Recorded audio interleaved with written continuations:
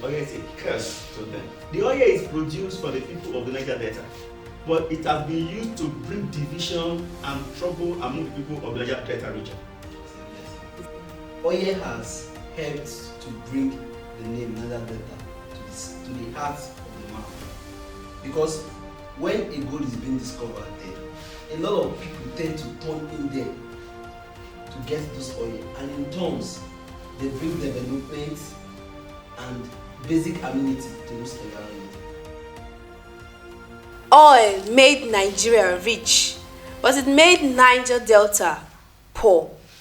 Is it a curse to the country or a blessing? With me to discuss this topic today is Mr. Austin Oyibode and Danjuma Michael. So, is oil a curse or a blessing? Mr. Austin, why do you say that is a curse to Niger Delta? Oil has been a problem to the people of the Niger Delta.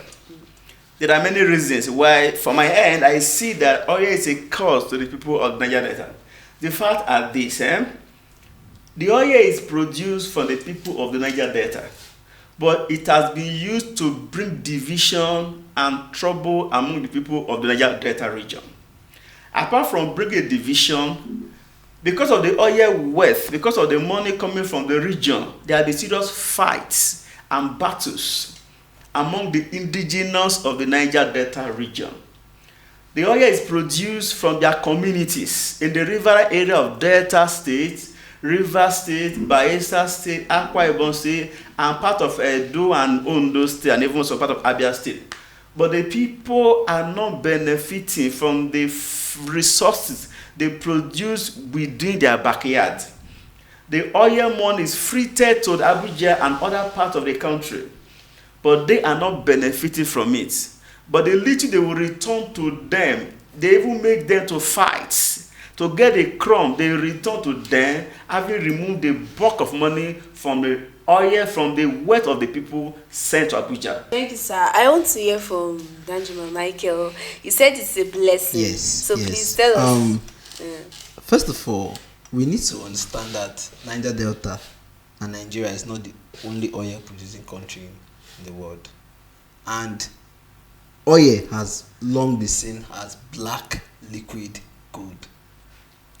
Oil has helped to bring the name Niger Delta to the heart of the map, because when a gold is being discovered there, a lot of people tend to turn in there to get those oil, and in turns they bring development and basic amenities to those environment. I heard Mr. Austin saying that the oil discovery brought about greed and the rest. Now, this is a human factor, not the oil factor, because in a working system, in a well-developed working system, like for example Qatar and other countries that has oil, you notice that oil brings development to them. It's the people that manage those resources that are the ones that are fault. That is one. Two, oil discovery in Niger Delta brought a lot of employment, both direct and indirect, because a lot of persons were made to work in the oil refinery.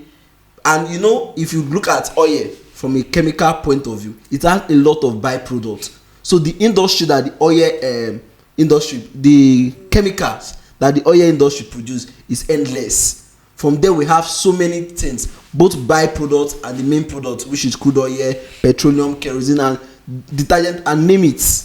And it has given Niger Delta a lot of relevance, because you can see that they are actually flowing in the influence of the wealth that this oil has given them. So oil is truly a blessing to the Niger Deltans. Okay, thank you very much about that. Thank you for your point. Danjuma Michael said something. He said he made mention of Qatar, that they have oil countries, it's an oil country too, and then he said it's the people that are managing it, so that makes it a progress, a blessing. So what do you think now is the issue? Why is it that we lack people to manage this oil factory for us, or something? If you go to the communities, there was a time about between 2016 and 2017, I was in Kana local government area, that is in Rivers State, Yes. where you see a deplorable community wiped away by oil exploration, clean up, and you see the rivers devastated with oil. And he mentioned development. I disagree with him 100 times 10%. So the oil has not led to any development in the Niger Delta. Go to the river areas. The people, their water is polluted. They have water, but you cannot drink the water. I traveled to Baramantu in 2016 for an investigation when I was working with legit.ng. The rivers and water there's so much there, but there is no development in those communities. The oil has covered the water. There's so much water, big river, excavations they are there. You cannot drink those water. Yes, the housing they are living in scrambles. Nothing better in the communities. The oil is taken away from them, sent through the pipe to Abuja, to Kaduna, to refine. And then the other one goes out to the other countries. And there are thieves in the Niger Delta. Not Niger Delta people, to say. People from Abuja. Yes. Some senior authorities. They free the oil and send it out of that place. And then they after that they package it and send it outside the country. And then the money does not even get to the hand of the people there. Let me say again, it's employment. That is a force. Let me say, how many of the Niger people go to NNPC? Look for how many Niger Delta people are employed in NNPC. Go to all other oil family people in Niger Delta are employed there. Most of them, they do casual work in the oil firms. You know what I mean? Casual work? No full-time staff. Full-time staff could be collecting maybe 1 million naira. Do the casual work, that doing fabrications, and mechanic, repairs. What are the job they give them to do? And then they pay them peanuts and they frit the bigger money out of this place. Okay, but I want to ask Michael Tanchi my question. From what he said these waters from the oil has affected the waters and some other factors. It means that the Niger Delta's ecosystem has been affected.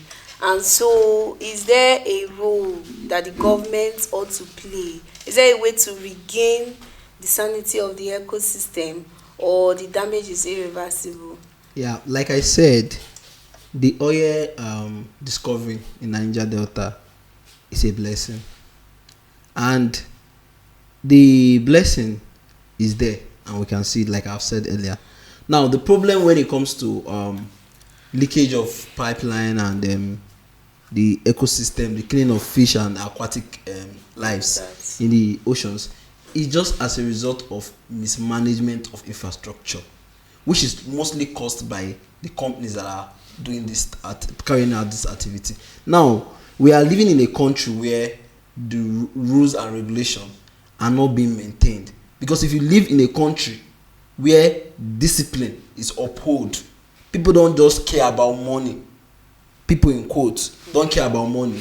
They can actually carry out this activity in a civilized way without having to cause so much harm, like you just said. You understand? So these are people's factor, not necessarily because of the discovery. And the only way you can actually make a change is to just change this my statement and bring integrity in service, because you are there to serve the people. Put the people first and let the resources be equally distributed. Thank you so much. It's a blessing. It should be shared. Our time is almost up.